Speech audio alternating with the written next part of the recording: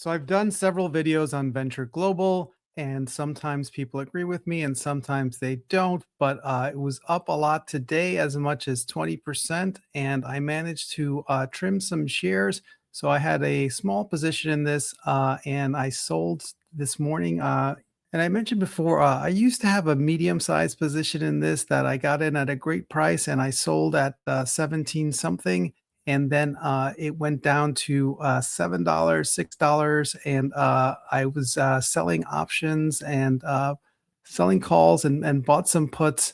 And I did have a small position in this in the equity that I held on to. And as of Friday, I was still down about 10% on the equity, but was up 20% this morning. So I was up 10%, and I took the profits and sold because I think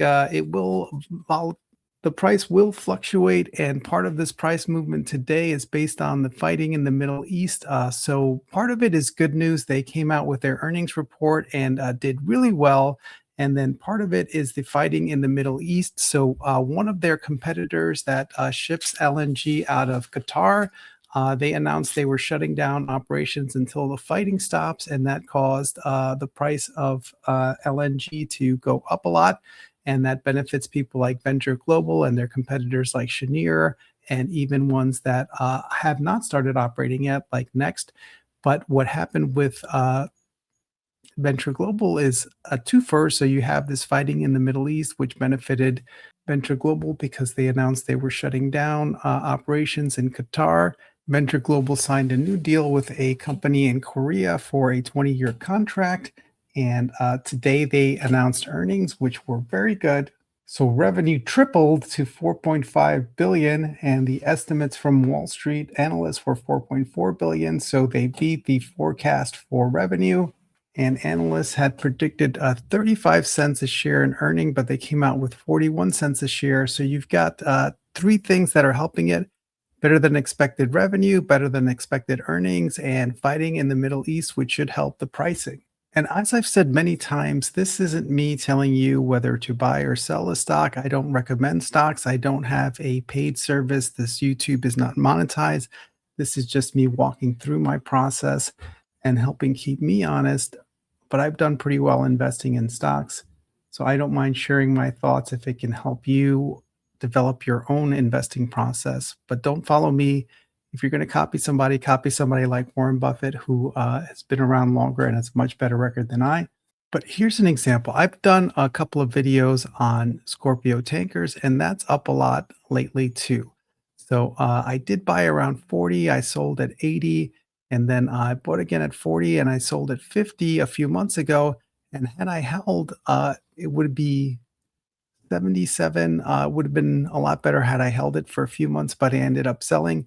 So if you look at this, this is the price chart of the entire time that Scorpio Tankers has been public. And it went public during the height of the shipping boom in 2010, where there was massive overbuilding.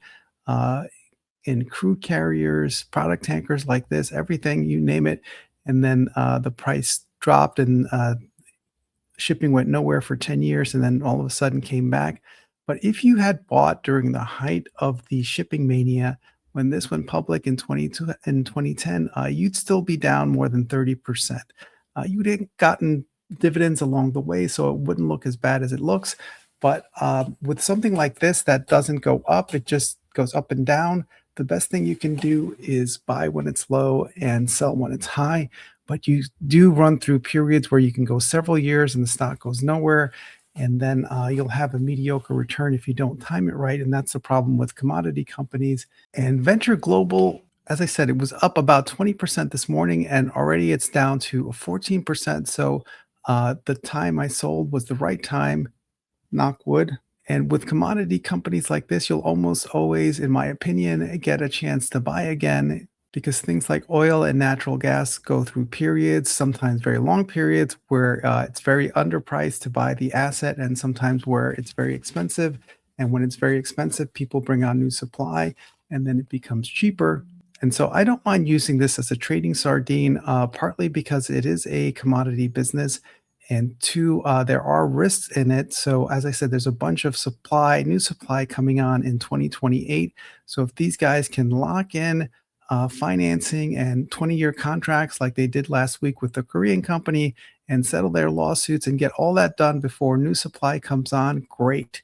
If not, then they could run into some bumps. And so, if I get an opportunity to sell out at a profit and then use that money somewhere else, and if this gets really cheap, like if it goes down to $7 or $8 again, I will buy back more or buy more long term options or sell puts, then I will do that. So I did hold on to the options because the options that I have are not short term, they're long term options. And so I think what has to play out with this has more time to happen. So I will just hold on to that and give it time. But I did want to recycle the cash that I had for the equity and use that for other things. But again, do your own research. The reason I felt comfortable buying in on this when it tanked is because I had done all the research when I invested in it the first time.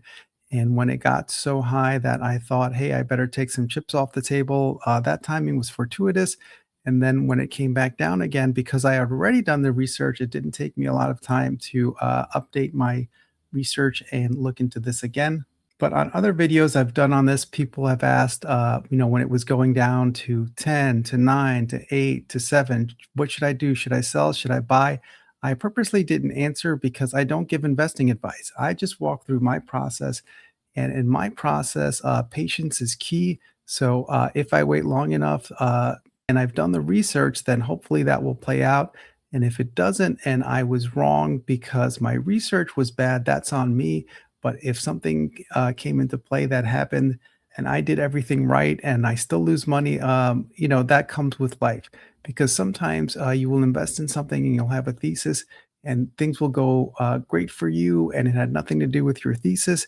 So sometimes you have good luck and sometimes you have bad luck, but you want to practice investing with skill so that the things you have with good luck and bad luck will eventually cancel each other out and the skill trades you make will make you a better investor.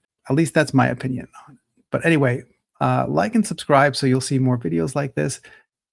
And let me know if you have any thoughts on this in the comments. Have a great day, everyone.